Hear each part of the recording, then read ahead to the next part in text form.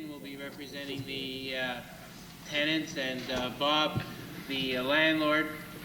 The vice chairman, as is usual in the past, and I'm sure in the future, will sort of have carriage of the proceedings in terms of its direction initially. So I'll hand everything over to Mr. Burnside. Good afternoon. My name is David Burnside. For the purposes of this mock hearing, I'm a member of the Hearings Board and chairman of this panel. To my left is Board Member Richard Fink, and to my right is Board Member John Andrade. What we are doing today is to review an appeal of an application which was brought by the landlord under Section 74 of the Residential Rent Regulation Act 1986, respecting the residential complex known municipally as 1500 Any Street in any town. Now, the landlord applicant is Any Landlord Corporation, and this application resulted in an order of an administrator issued on February 26th of 1988.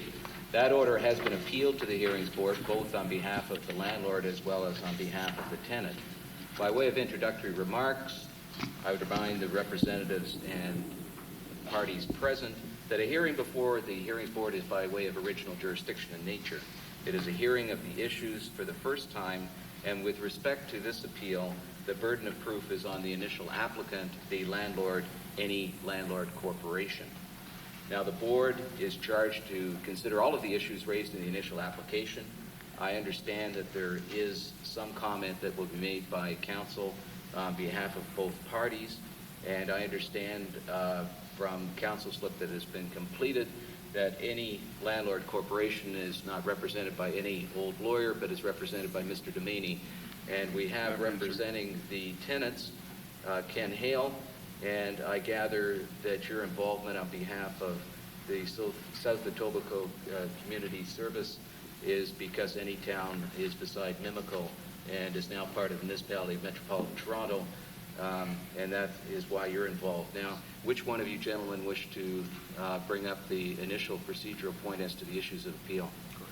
Thank you, sir. I will. Mr. Hale, or I rather, served a request for a pretrial conference. Rather than that occurring, Mr. Hale and I met, and we were able to reduce the issues subject to the board's view and direction to two, namely ground one on the landlord's notice of appeal dealing with the garage repair, and ground two on the tenant's notice of appeal dealing with whether the transaction was in fact in law a purchase which could be recognized. Mr. Hale, I understand, who can speak for himself, represents all of the tenants, and so that he and I can agree on the issues on appeal, at least insofar as the parties we represent. I appreciate the board may have a wider mandate, but I have traveled through the summary of reasons for decision.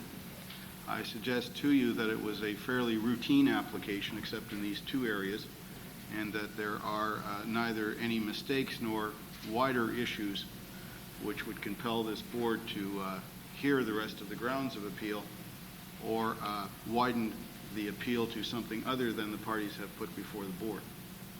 Those are my submissions. Mr. Hale? Well, I think we should recognize that there has been a little bit of horse trading involved in the deciding what the grounds for appeal are, but that we're essentially satisfied that all the reasons not brought forward at this time are in accordance with the Act.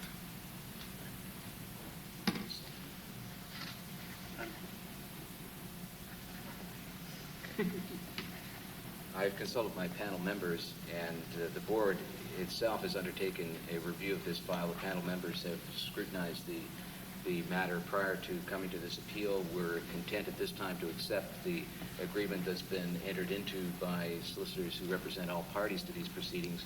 And on the real merits of justice of the case, we do not see a need at this time to enter into a detailed discussion of any further issues, which the board will accept as found by the administrator below.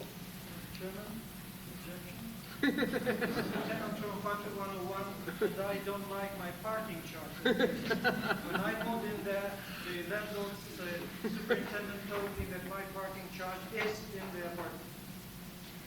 Sorry. Are you? Could you identify yourself, sir? I'm John Smith, apartment 101. All right, and are you represented by Mr. Hale? No, I never saw this.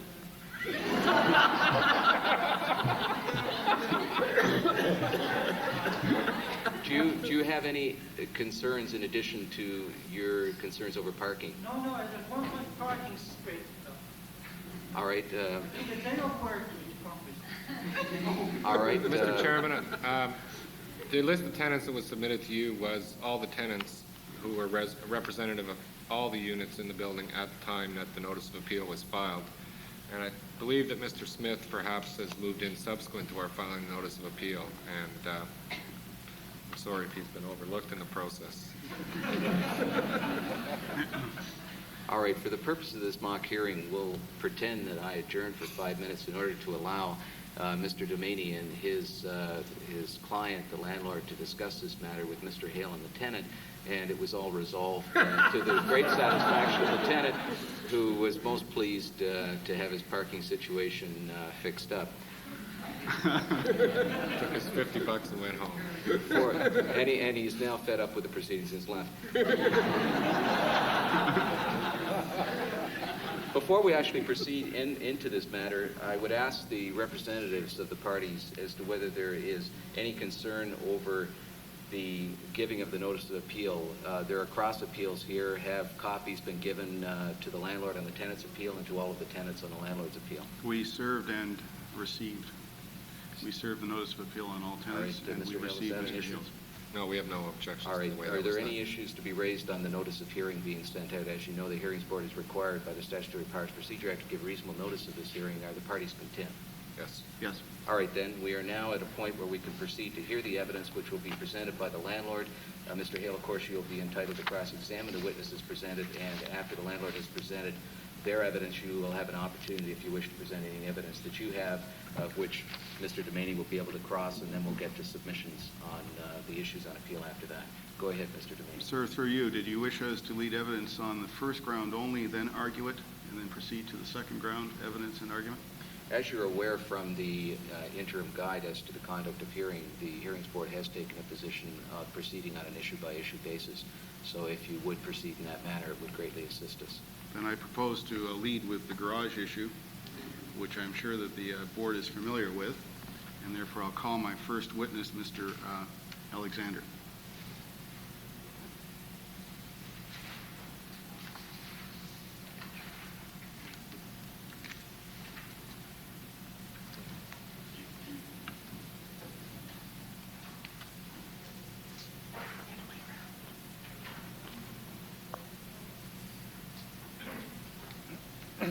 For the purposes of this hearing, the board will not swear any of the witnesses. Thank you. Mr. Chairman, I had given to you and to Mr. Hale a copy of Mr. Alexander's curriculum vitae. If you wish, that could be marked. Mr. Alexander, do you have a copy in front of you? Yes, I do. Normally, I'd show it to you and ask you if that was prepared by you. Yes, it was. All right. If I might lead for the moment, sir. Mr. Alexander, you're the founding principal of Construction Control Group, That's correct. and you have a BSc in Civil Engineering from the University of Birmingham in 1960, That's correct. a Master of Science in Highway and Traffic Engineering at the University of Birmingham in 1963. That's correct. You have lectured part-time at the College of Advanced Technology in Birmingham Yes. and at George Brown College here. Yes. You are a member of the Association of Consulting Engineers of Canada and Consulting Engineers of Ontario. That's correct. You are presently a member of the Ontario Ministry of Housing Advisory Committee on the Deterioration and Repair of Parking Garages. That's correct. Do you chair a subcommittee there? Yes. Which one is that? On the deterioration of parking garages. And in September 1985, you gave a speech to a conference of the Ontario Residential Tenancy Commission entitled Restoration of Parking Garages and Exterior Walls and Roofs of Buildings. That's correct. And in November 1986, you spoke at the Ontario Government Conference Building Tomorrow, Parking Garage Repair and Technology. That is also correct. And in January 1987, you gave a seminar in deterioration and repair of parking garages. That's correct. How many parking garages have been investigated by you or under your direction? My firm has been involved in some 300 parking garages. Mr. Chairman, I would ask that Mr. Alexander be qualified to give expert opinion evidence with respect to the deterioration and repair of parking garages. Mr. Hale? I have no objection to his expertise on those issues. All right, proceed, Mr. Hale. Mr. Alexander, when were you retained in connection with 1500 Any Street? January 1987, And what were your instructions? to carry out a comprehensive investigation to determine the condition of the parking garage. And at that stage, or at that time, had any work been done on the underground parking garage?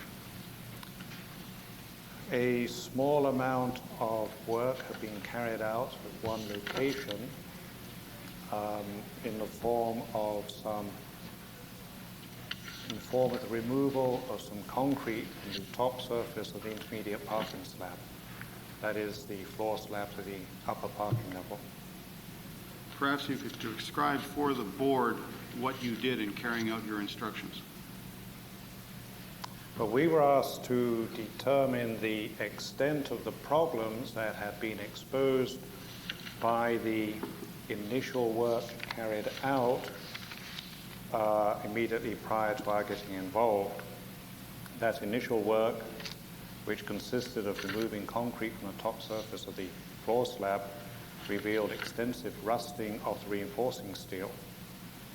We were therefore instructed to carry out a comprehensive investigation of the structure to determine the extent of that problem, together with any other problems that may be present in the structure.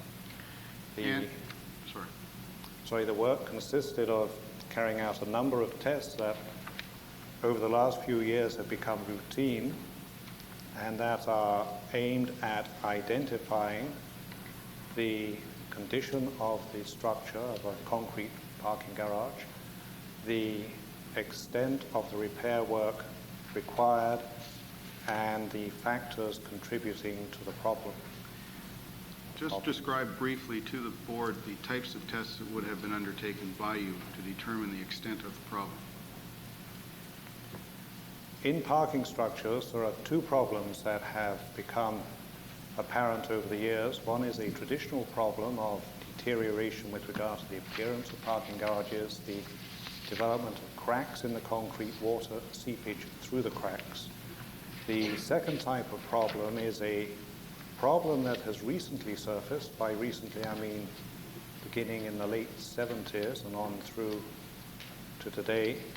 We've become increasingly aware of this second problem, which is the corrosion of reinforcing steel buried in the concrete. The series of tests that we carried out were designed to identify the full extent of the problems present. We therefore carried out a visual inspection of the garage to identify all locations of cracks with water penetration.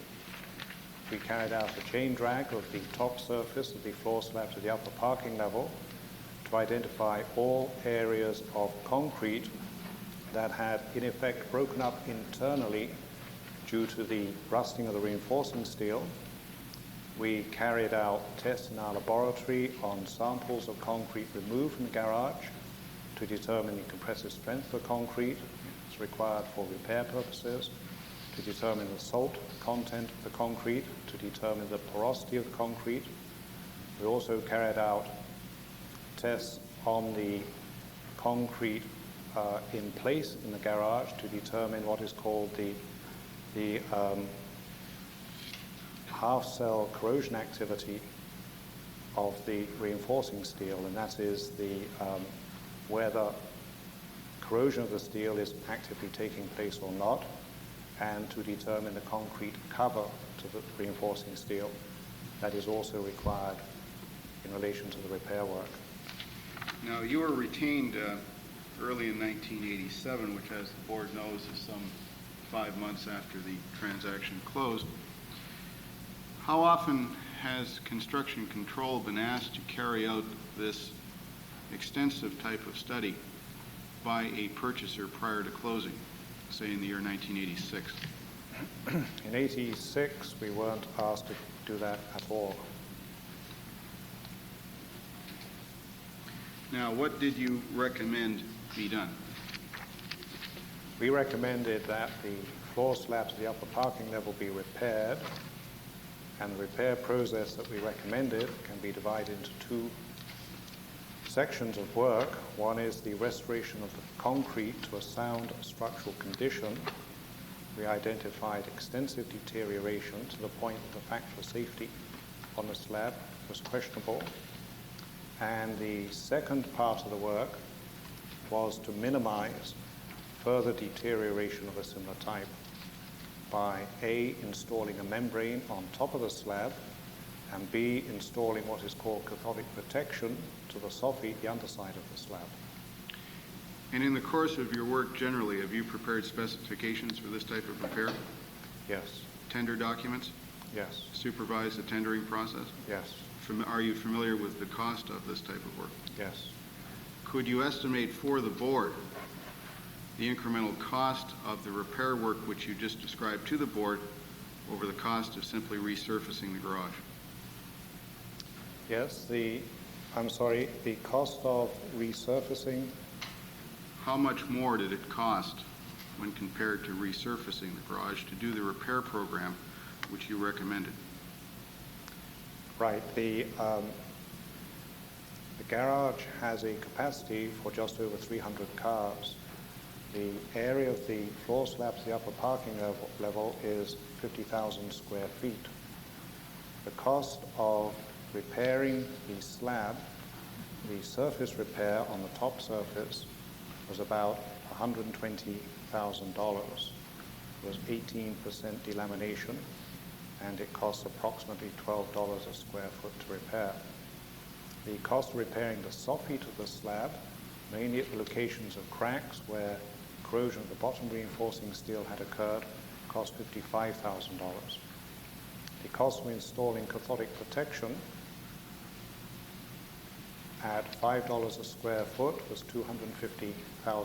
The cost of installing a membrane on the top surface of the floor slab at $3.50 a square foot, membrane and wearing course material to minimize further deterioration, was $175,000.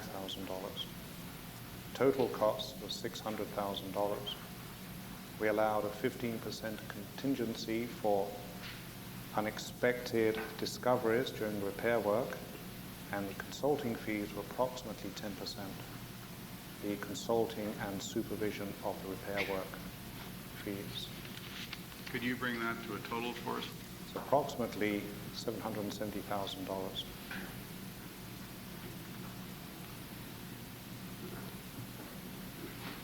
Did you inspect the garage following completion of the work? Yes. In your opinion, on what date was the garage as repaired substantially ready for use? Late September 1987. Mr. Chairman, those are my questions of Mr. Alexander in chief. Thank you, Mr. Chairman. Now, you indicated that only a small area had been worked on prior to your being called in. That's correct. And can you tell us what work was done on that area? Yes, I understand that the owner of the building had decided to carry out routine maintenance on the garage. He noticed at one area some unusual cracks on the top surface, a type of alligator cracks. They had the appearance of an alligator skin. And he found that at that location the concrete was loose. When he removed that concrete, then he found a problem with the underlying reinforcing steel, and that's when we received a phone call.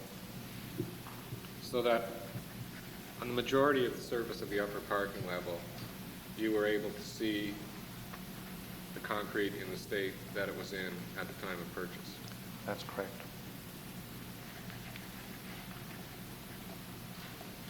And you were able to ascertain that there was deterioration to the concrete surface in those other areas? By carrying out our investigation, yes. But is it your evidence that a visual examination showed nothing wrong with the remainder of the parking surface?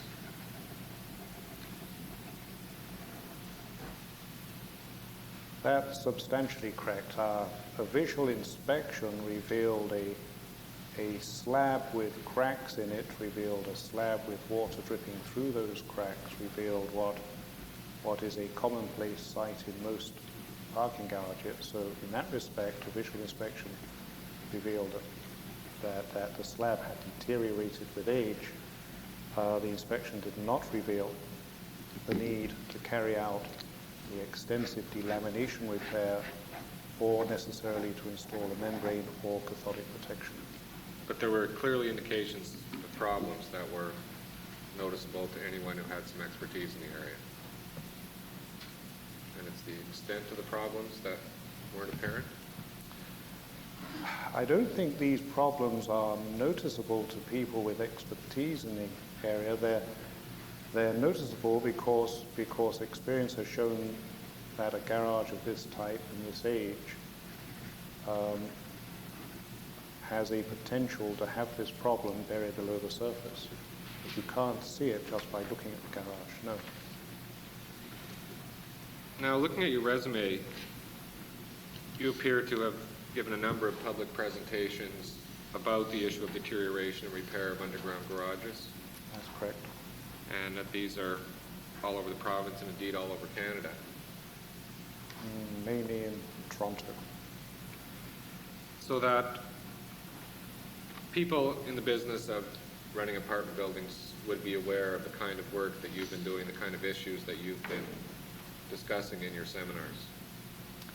I think it would be more fair to say that people running apartment buildings are becoming aware. I would like to think everyone was aware, but that's not the case.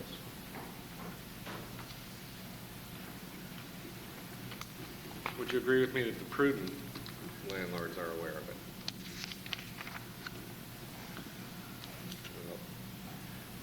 That's a difficult question to answer. I think my answer is basically no. 10 years ago, the answer would definitely have been no.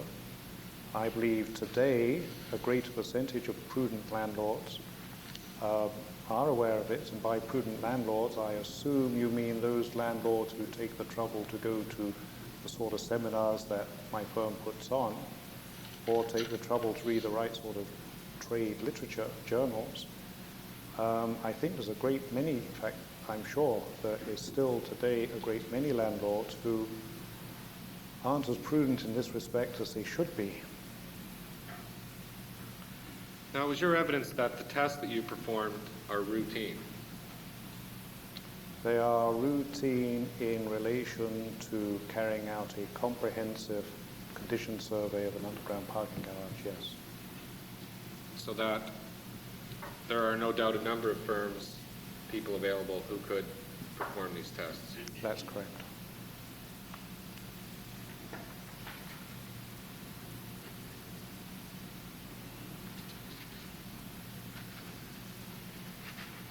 And when you indicated that completion occurred in late September of 1987, that is the date at which people could actually park their cars in the garage?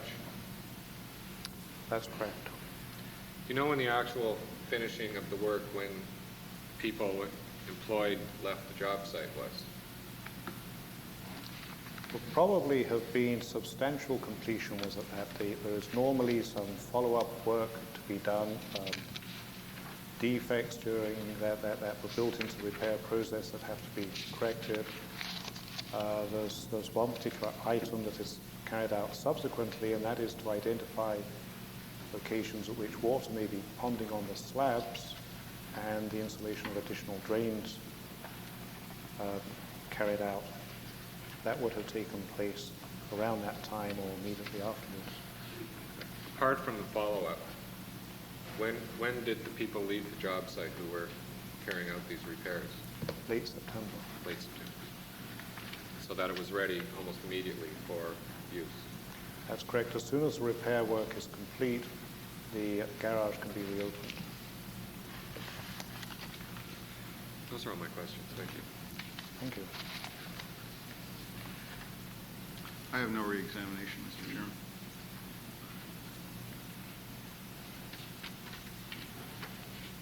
Just on this issue, while evidence is being led, I'm just concerned as to the actual acquisition date.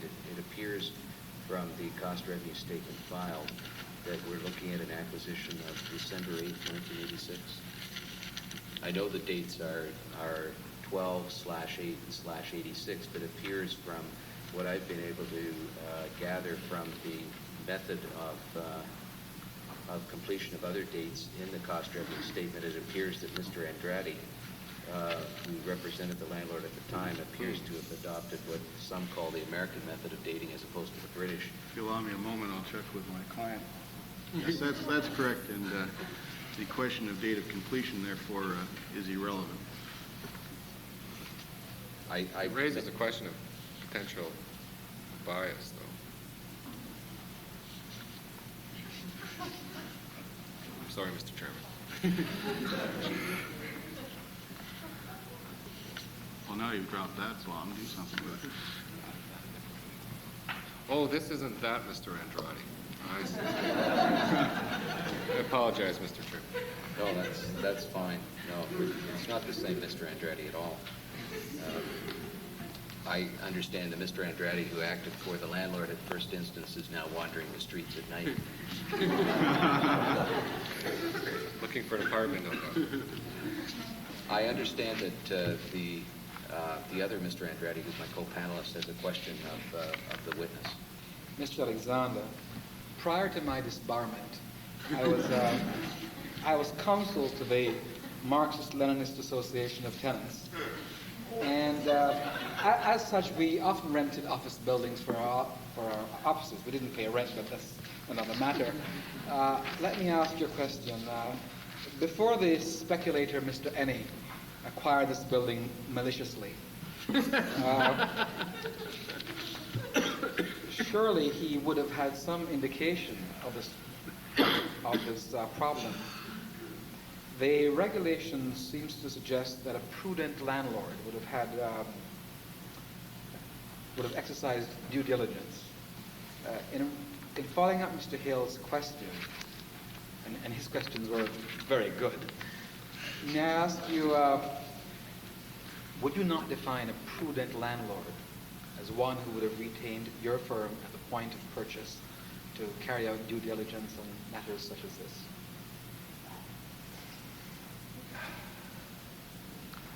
No, the fact of the matter is that firms such as mine are relatively rarely retained to inspect buildings prior to purchase. It's becoming more common this year particularly, but a year ago the answer was no, and certainly in 86 the answer was no.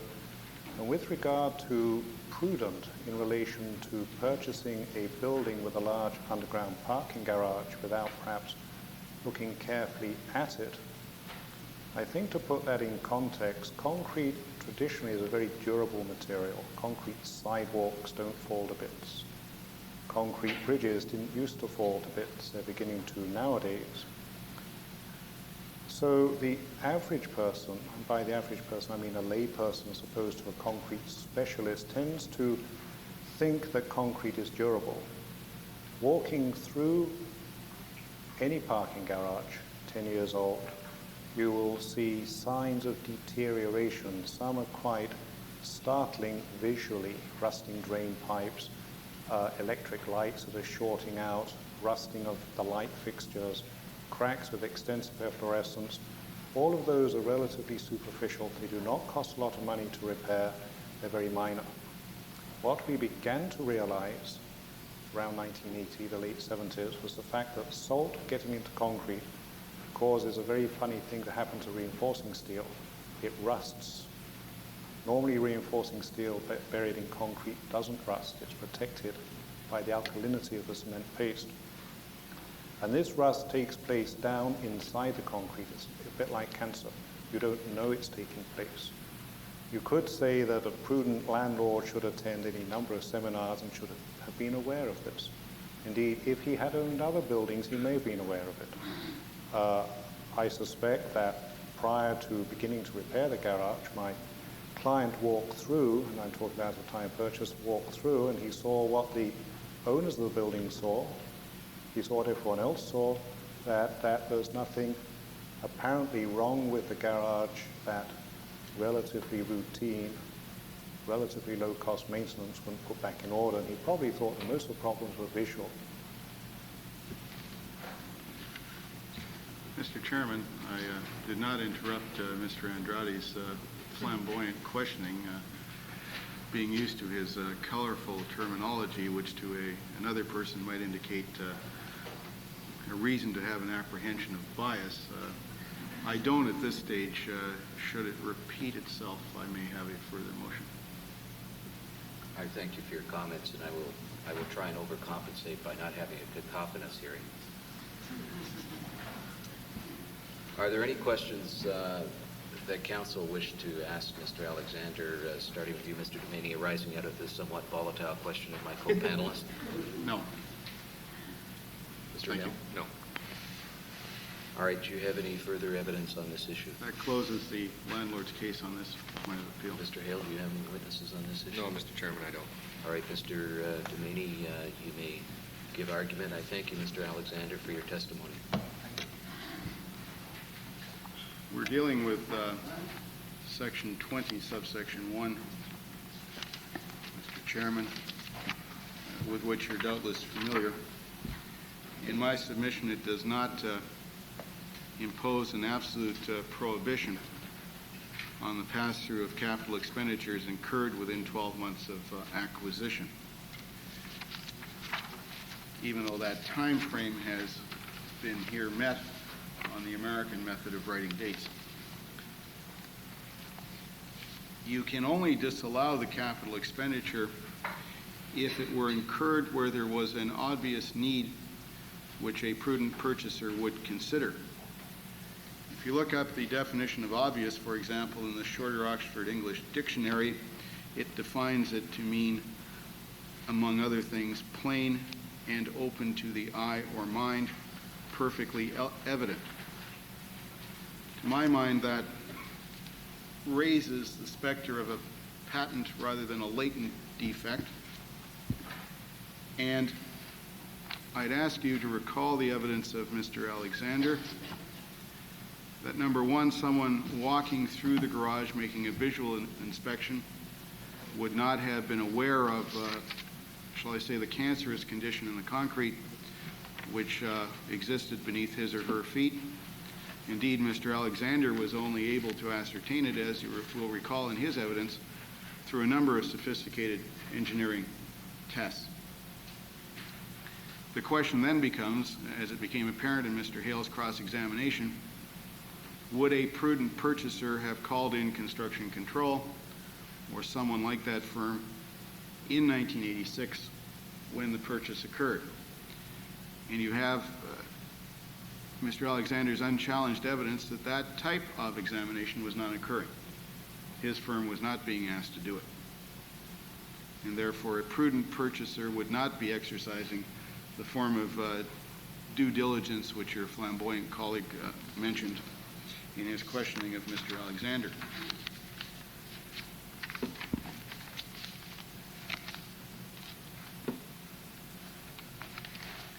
In my submission, Mr. Alexander's evidence is conclusive on the point, and that while the capital expenditure occurred within the 12-month shadow, the need for it was not obvious, nor would a prudent purchaser have carried out any sophisticated investigations looking for the problem. Those are my submissions. Mr. Hale? First, Mr. Chairman, I think it should be made clear that we're not asking the panel to disallow this expenditure, that the cost, if our arguments are accepted, the cost will be built into the capital structure of the building and the financing costs, and that the landlord will be granted a more than generous allowance in order to recoup those financing costs. The real question is, over what period will the landlord be permitted to require it? And we're requesting that the landlord be permitted to raise those funds over the amortization period of the mortgage. My friend is asking that the shorter amortization period in the capital expenditure schedule be followed. Either way, the tenants are going to pay for it, and it's a question of how much, how fast. I think Mr. Alexander's evidence was clear that walking through the parking garage, the purchaser could see that something needed to be done. And the real issue that my friend is trying to raise is whether or not the fact that the extent of the work required to be done wasn't obvious to the imprudent layman should mean that the landlord should collect more money in this order for this particular repair. It's my submission that Section 20, sub 4, sub 1 of the regulations does not require the landlord to estimate the exact amount of the repairs, but where there's an obvious need for some kind of work, then that's the kinds of things that are caught by 20 sub 1, and those are the kind of things that should be included in the purchase price. We've also heard that Mr. Alexander has traveled Metro giving speeches on this issue, trying to raise public awareness of the problem. I'm sure Mr. Ennie, in driving back and forth from his office on Bay Street out to the slums of any town, drives by the Gardiner Expressway and sees it rusting away over his head and has some idea that reinforced concrete deteriorates over time. The fact that he couldn't estimate the exact amount of the expense should mean that the expense isn't included in the purchase price. Mr. Doumani, anything in reply? 2 points. To accede to Mr. Hale's impassioned argument would be to read prudent purchaser as one who had the equivalent of 2 engineering degrees and substantial experience in garage work, such that through the soles of his feet he could tell that there was delamination occurring. Secondly, while I don't wish to accuse Mr. Hale of voodoo economics, he is guilty of voodoo rent accounting. To treat it as part of the acquisition cost in my submission is tantamount to a disallowance. First of all, it will be only recognized to the extent that you're prepared to make notional financing costs, and then it will be recognized or filtered down only to the extent that those notional financing costs create a financial loss, and then it will be capped at 5% of gross revenue per annum. To my mind, that's a disallowance, but I have nothing else to urge upon you.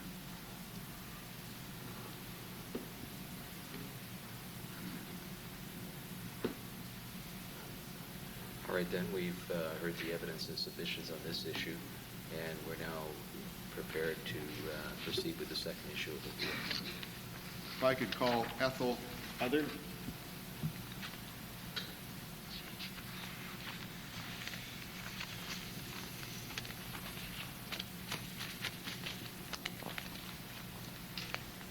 Who's the first participant without a tie? Put this panel together. For the panel's assistance, you'll recall that we're dealing with a purchaser called Any Landlord Corp., a vendor called Vendor Limited, and persons named Fred Any, Joe Any, and Ethel Other. The landlord is prepared to admit that the Fred Any of Any Landlord Corporation is the same Fred Any of Vendor Limited, and that Fred Any is Joe Any's son, and Joe Any is a shareholder in Vendor Limited. So I make those... Must be my lucky day. Well, I've got to finish this by 3:30, so I've got to concede something. Again, sir, I presume that we're not swearing the witness for the purposes of this mock trial. That's correct. Can I just get this straight? Fred Annie is the purchaser. No, Any Landlord Corp. is the purchaser. So Fred Annie is a major shareholder of Any Landlord Corp., the purchaser. I would not make that assumption. Mr. Fink will lead evidence on that point. Thank you. He is a shareholder in Any Landlord Corp. and Joey Annie, who's Fred Annie's father, he had some involvement in the vendor corporate. He is a shareholder. Right. And again, I will lead evidence on that.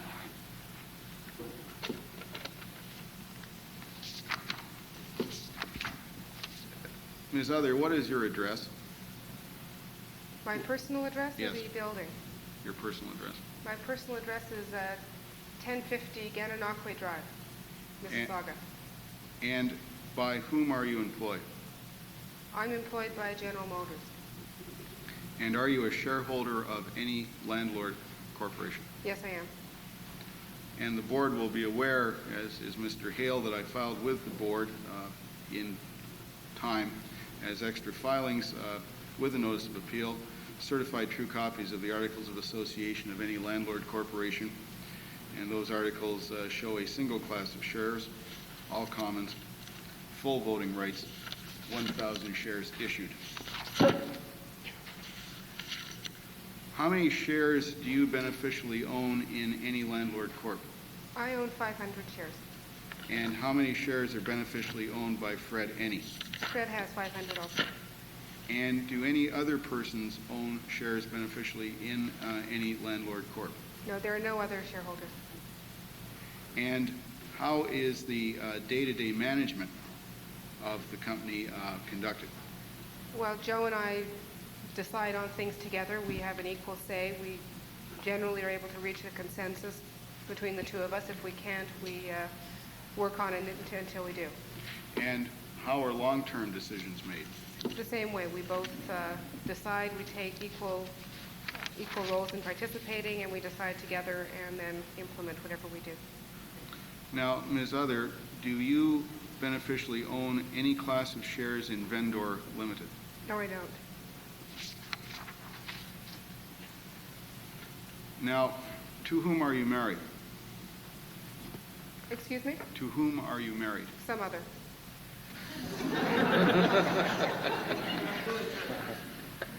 And how many times have you been married? Just once.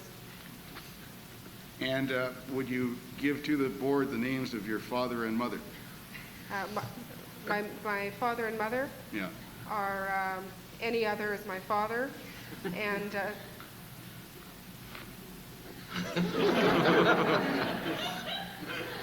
many other is my mother. Do you have any sisters or brothers? No sisters or brother others. With names like that, I don't doubt it. Do you have any children by this marriage? No, I don't. Otherwise? No other children. Does your father have any sisters or brothers? No, he doesn't. Does your mother have any sisters or brothers? No, she doesn't.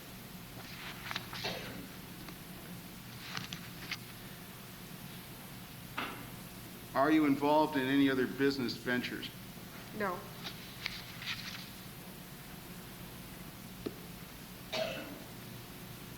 Can you relate to the board the circumstances in which Vendor Limited came to sell this building to any landlord corporation?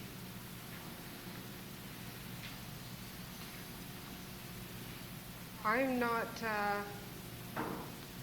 not sure of what you're referring to. The property was listed, and there was an appraisal done on the property, and we bought it.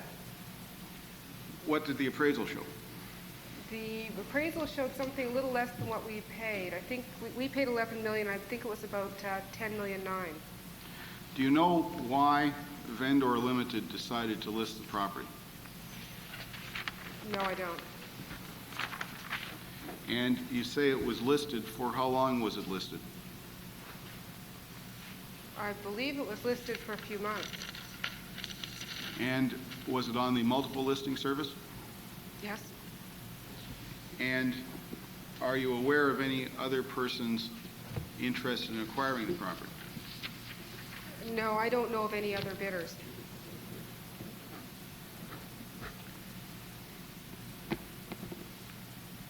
Now, in looking at this property, Did you discuss with anyone in vendor landlord the rent review potential or implications?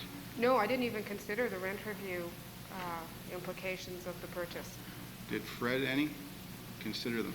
No, we As far didn't as you know. discuss that. We had some money to invest and thought it would be good to put it in real estate. And was the down payment paid to Vendor Limited? Yes, the down payment was paid.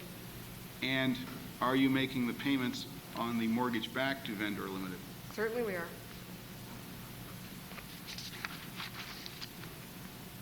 And have any of those payments been forgiven or otherwise returned to you? No. Who managed this building prior to your acquisition of it? Who managed in terms of property? Day-to-day management. I have no idea. Who is managing it now? We are managing it now. That Fred and myself. I have no further questions, Mr. Chairman. No other questions? No other questions. All right, Mr. Hale? Now, Ms. Other, I understand that you're employed by GM and you're an hourly rated worker and you make approximately $800 per week. Is that correct? That's, yes. And you indicated that you're not involved in any other businesses at the present time. That's right. Have you been previously involved in other businesses, or does your work at GM keep you pretty busy? I have some stock investments and that sort of thing. Now, you indicated that the down payment was made as alleged. Do you recall how much that down payment was? I would have to look at the papers. It was about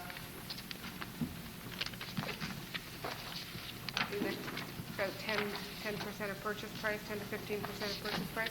So it was close to $1 million. That's right. And you put in half and Fred put in half. That's right. We're 50% partners. And I understand that Fred also,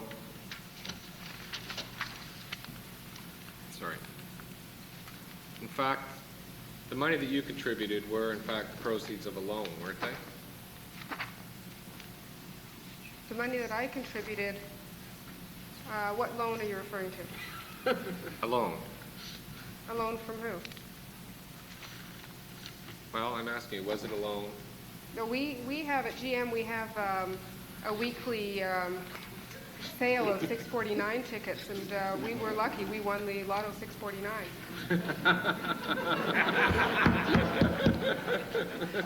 So you rushed into residential ownership. So being a gambler, you thought you... That's what we did. Good, secure investment. Which proves the witness knows nothing about rent review. So that the money came out of the largesse of the lottery corporation. That's right.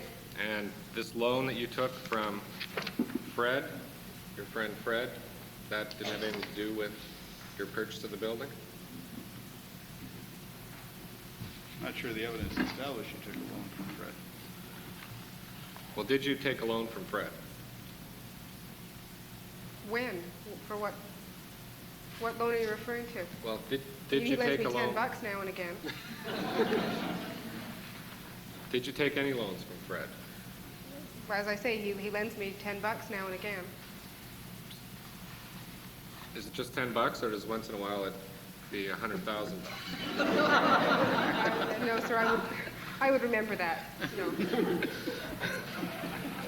Now,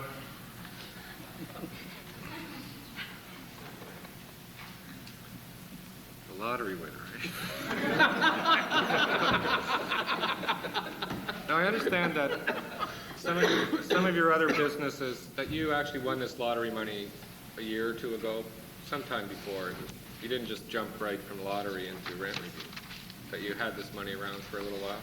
Well, I spoke to a few advisors before I came forward and claimed the prize. But it was shortly after I took the money and claimed the money with my Lotto 649 ticket that we decided to invest in the apartment building. And you had no real estate investments prior to that? No.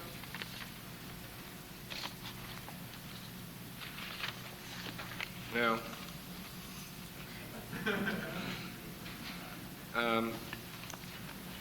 You don't have any expertise in managing rental properties? You've never managed any rental properties before? No, I haven't. But it's not that much different from your own house. Things break and you fix them. Is the garage in your house deteriorating?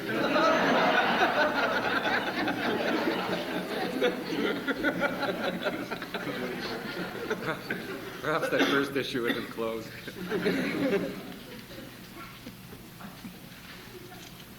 Well, those are all my questions. I congratulate you on your good fortune. Mr. Doumani? Do the panel have any questions? I only have one, sir. Ms. Other, is it not true that you're in fact the notorious Karol Albert of Gardner-Robertson? True. Can't deny that. Oh, wait, I have a new question. Thank you very much, Ms. Alves. That's the case for the landlord on that issue. You don't have any other witnesses? No, I do not. Many and any and some are all elsewhere. Argument on this issue, Mr. Doumani? Thank you, sir. I'll put the argument in the alternative. Firstly, the test as to whether you are dealing with a non-arm's length transaction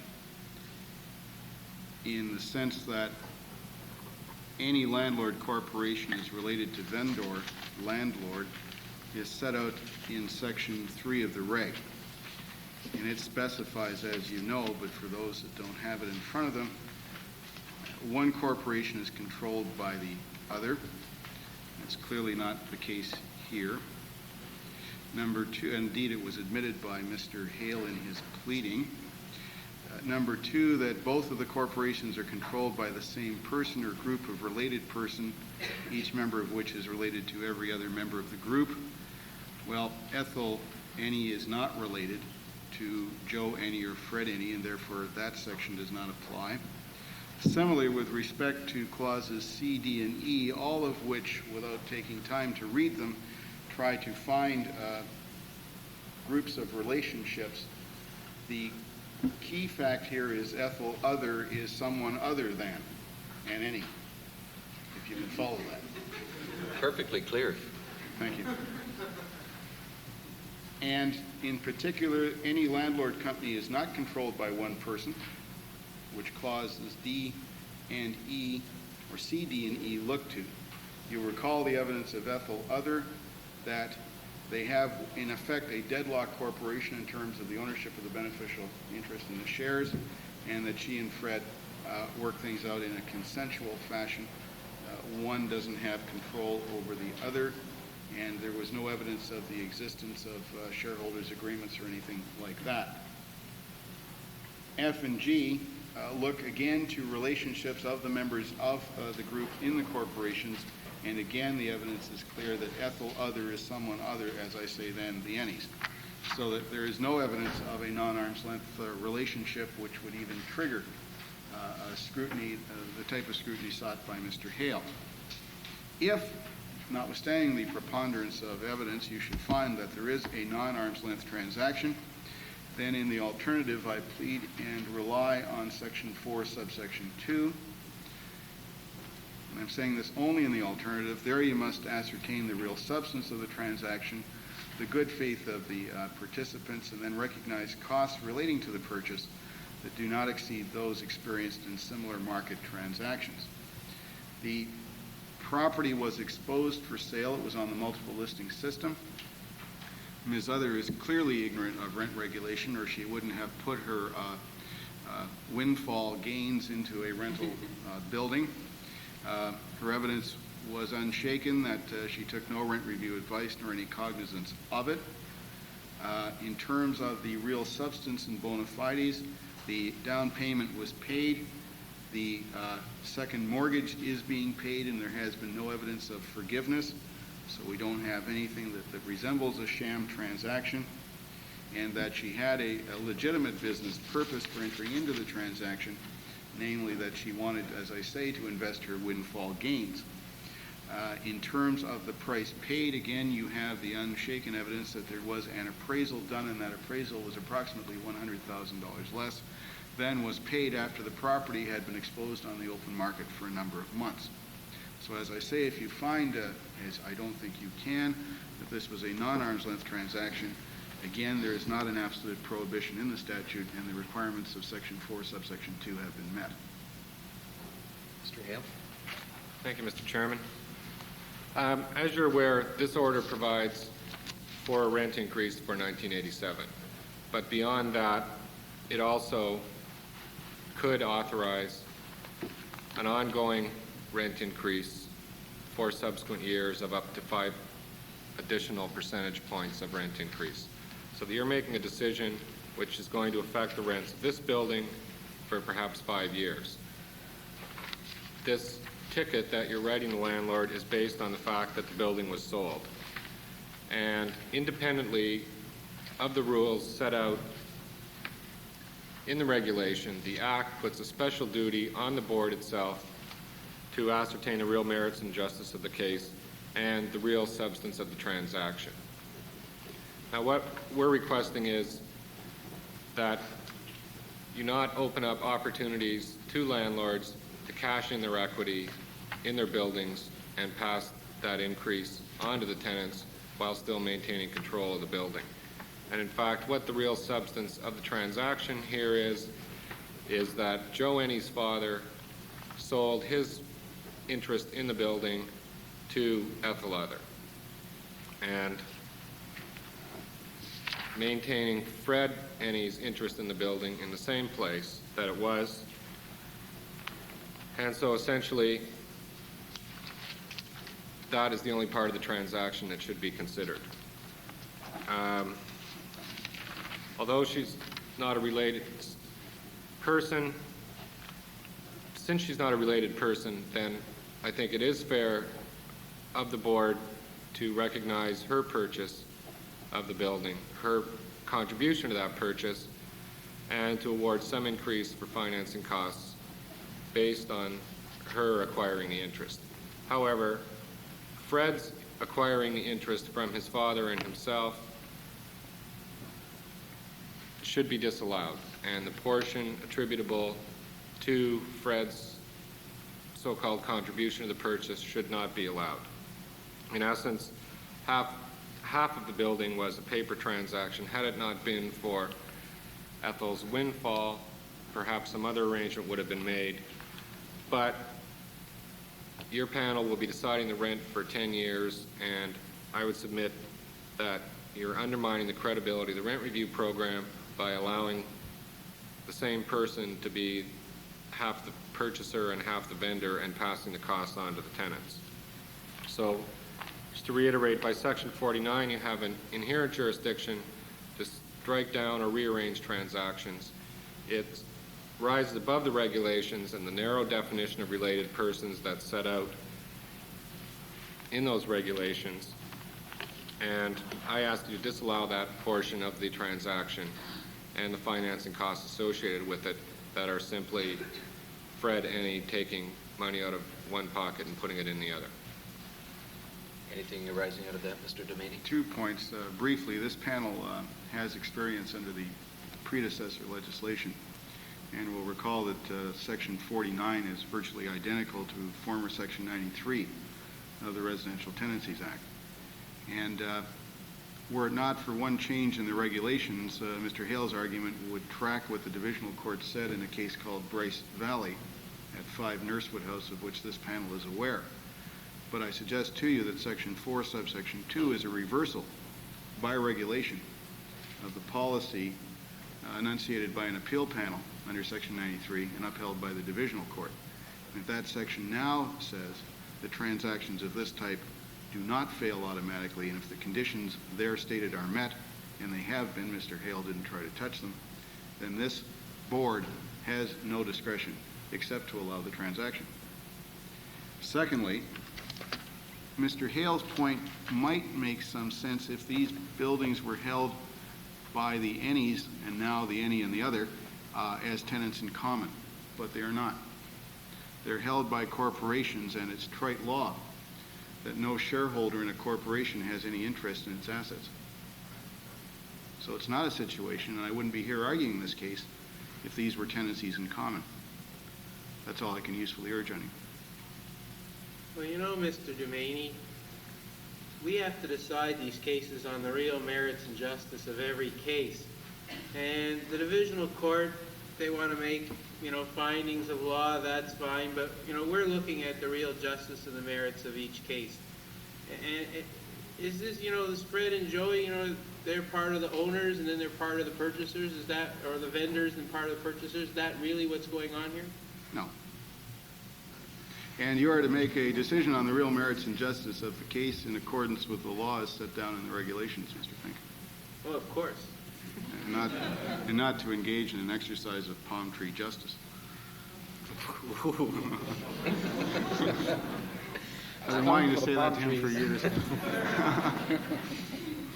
I understand, just to clarify a point you've raised, Mr. Doumani, that there is some discretion for the board in deciding this issue, or are you stating that the regulations don't give us discretion? As you know, this board is very jealous of its discretion.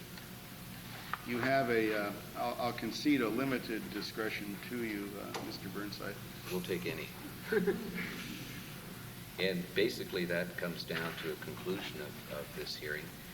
I think the panel, as I can read the minds of my co-panelists, are chomping at the bit with I to find out where are the any's. Are they anywhere? And is there any other way for us to decide than to require that either by summons, if necessary, to get some of these any's before us so that we can actually find out what was in their minds at the time of looking at the garage, and also at the time of acquisition. We certainly have Ethel Other, who struck us as being a very credible witness, despite the fact that she has bad judgment in where to invest her funds, and also her shaky memory as to the name of her mother. So I think this panel might be looking at further evidence before deciding. Thank you. Okay, what we plan to do now is there's some comments by members of the panel on what's happened. I know I got a question during lunchtime on assisted rental programs regarding arrears of principal payments. It's just too complicated to discuss in this forum, and I don't know the answer to it, and Julius is gone. I think we'd have to research it for about 15 minutes. So if people have questions, we could take maybe a few from the floor. But first, are there any comments by any of the participants on what went on? John? Just one thing which wasn't argued because of time constraints. You'll recall that in the landlord's appeal on that point in which they debated, there was an alternative pleading which wasn't pursued because of a timing situation. We should bear in mind that what went on there was that the administrator at first level did recognize an adjusted purchase price, but did not adjust the financing. So in effect, the purchase price was bumped up, but the financing was left as untitled.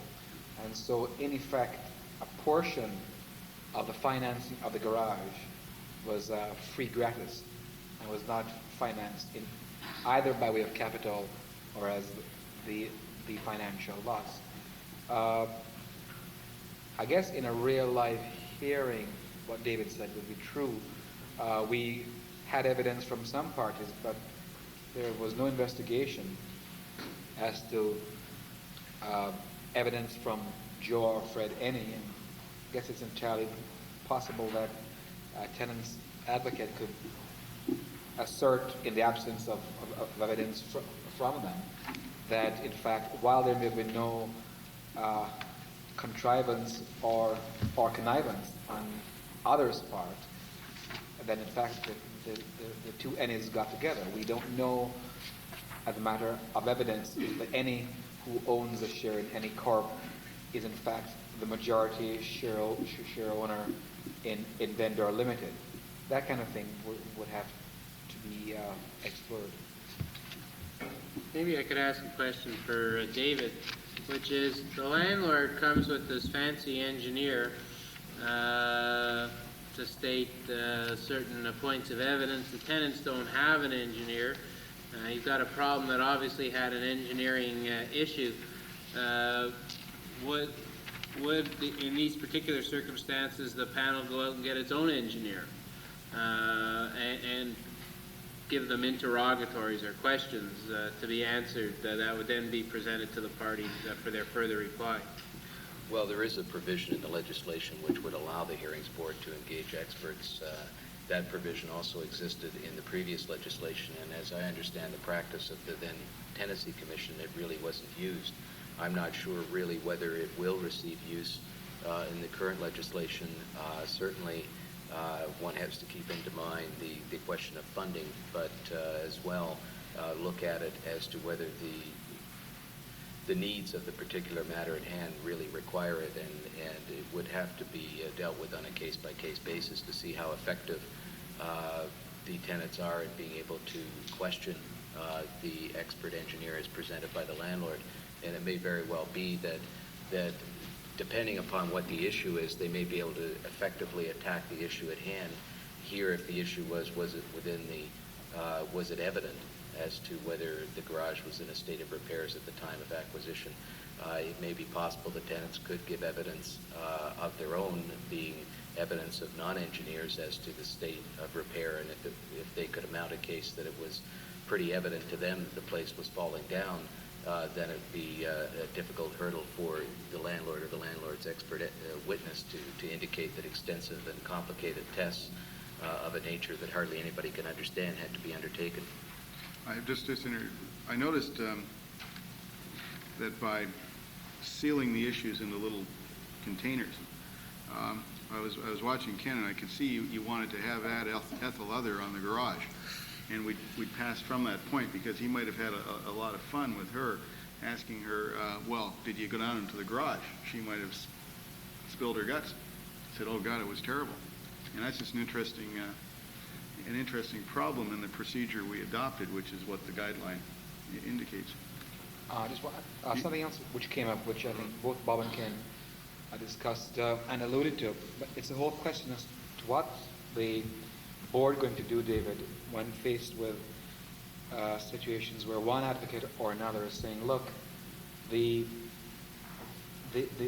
Act says this, the statutes, the regulation says this, but the operating guide says something else. Well, you've dealt with that this morning or earlier in your discussion, that the operating guide isn't a document of the board.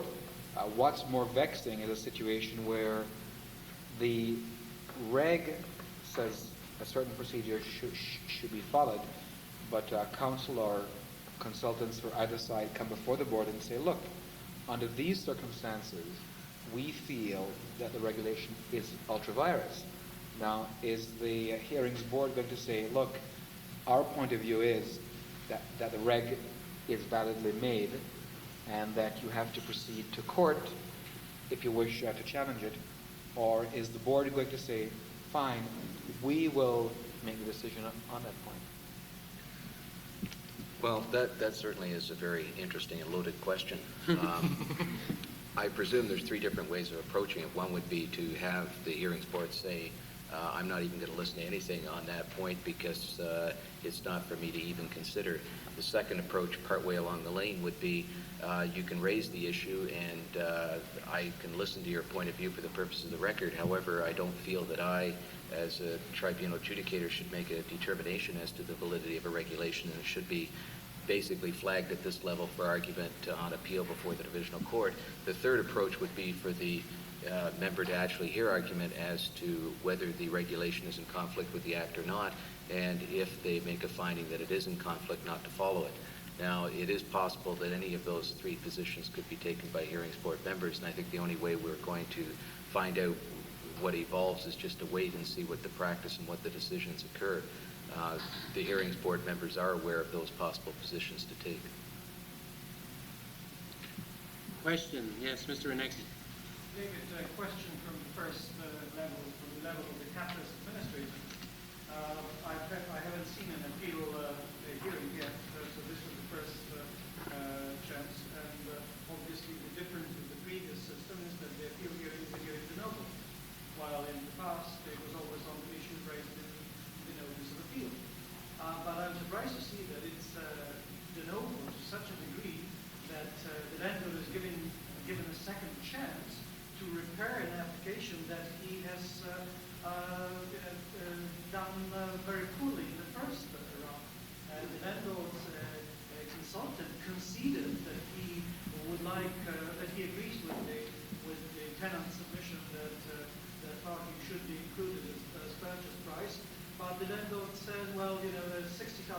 involved here, I better try a second chance and go upstairs. Wouldn't you, as appeal panel, take this into account and say, just a second, you had every chance to explain this issue on first level? Because if not, all our work is lost. Actually, the same thing can be said about our non-arm's length argument, too. Yeah. That was the same situation with our non-arm's length argument. Counsel at the first level. I think by analogy, you could look back at the arguments that were taken before the Residential Tenancy Commission when you were dealing with appeals and whether there should be evidence that was not tendered at the initial level, whether the appeal panel should take it. And I think for a period of time, the appeal panels said no, just on the basis of the argument that you have presented, that if you were to do so, it would make the initial level process a stalking horse and merely a proving ground for the real show. In that instance, the divisional court in 3 cases slammed the commission and basically said you had to consider evidence on appeal. And I think what we must look at is the fact that the legislation, I don't exactly use the words de novo, it's a technical. Original jurisdiction is pretty close to that by definition. But the legislation appears to allow that and really to afford deference to the administrator's findings would appear to be a jurisdictional problem for the board. So I think at this point in time, the board is content to proceed as on the basis of original jurisdiction. And I can appreciate your concerns, but it's just something that follows from the act. I really think as a practical matter, it's hard to believe that the administrator's decision is not going to have some effect on the appeal board members. Considering the appeal board members, many of whom are new, many of whom are inexperienced in rent review concepts, I just think you're in a much better position if you're responding to the appeal than if you're the appellant. And despite what Mr. Burnside said, I can't believe that there's not going to be some subtle influence there, probably for some of the reasons that you've mentioned. Although the limitation is that, as you can see, the format adopted by the ministry produces very, very summary, as they say, summary for reasons. It's not as it was under the old system where you might get 400 paragraphs of reasoning, 398 of which you didn't need, and but be able to focus on 2 paragraphs and say that reasoning should be persuasive to the panel. I don't see that happening. I wonder what would happen if, for example, Mr. Doumani, after receiving the order and summary of reasons, would request from the minister in writing full reasons. I don't think I have that right. I think Word is summary of reasons, so there must be reasons. True. I think we've come full circle because I recall under the Residential Premises Rent Review Act, which is 2 statutes ago, that there was an express de novo position of the Residential Premises Rent Review Board. And in fact, I quite recall that before that board, a landlord could make an application, put in a new cost revenue statement, new evidence, and in fact, the policy of that board, which was made public, was that the board members were prohibited from looking at the reasons at first level. Now that changed somewhere down the process, but the approach taken by Max Bruce, who was chairman at the time, was that it was truly de novo, and therefore he didn't care, and the board members ought not to care as to why decisions had been taken in a certain manner at first level. So we may or may not be approaching that. Yes.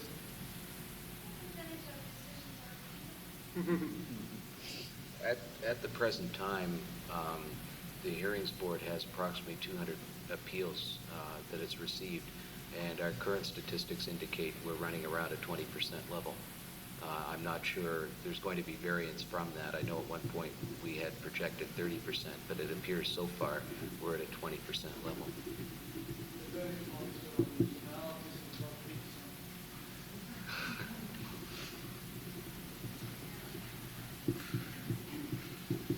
Other questions from the floor?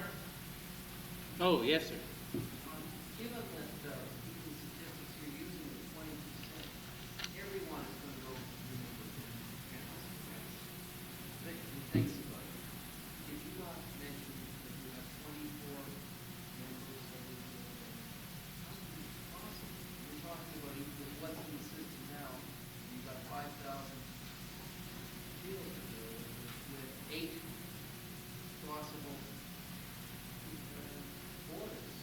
Well, How can in your sort of, what worries me, I'm not a lawyer, is that the backlog we presently have at the first level is going to be many times longer. 800 appeals per pen. Frightening product. well, I understand. Right. Our workload is predicated on what comes out of the initial level review, and as they increase their volume of output, it may be necessary to add additional board members, and I think that has been contemplated. I just would like to get a dialogue between Mr. Reineke and you. Potentially this little hearing could have produced some points of principle. The board might have said something about how you treat disguised defects on acquisition. Might have said something sweeping. How are you going to treat that? How's that going to work its way down to the to your level? I will leave this with the lawyers to decide, but I think that an administrator will have to review a submission from anybody saying, well, in the previous application for this building or for any other building, that's the route that the hearing board should take. But since we haven't had any such cases yet, I'm at a loss to answer. And how does the board see its decisions being used? Well, it's very difficult for me to comment about the other process, but I would think that if the board had set out a way of approaching a particular matter or set out tests for a particular type of costs or interpretation of a regulation, that it is there for the industry, and it might be helpful if the complete system were to take cognizance of it. If in fact the matter were appealed to the board again, presumably these would be the very tests that would be applied. But as to exactly the operation and the following of decisions that the administrative review takes as a matter of policy or process, I have to defer to them. Okay, it's almost 4 o'clock. I thank everyone for attending. Don't forget to fill out your evaluation form so we can see what we did right and wrong. And in the new system, as it's now starting to operate, good luck. Thank you.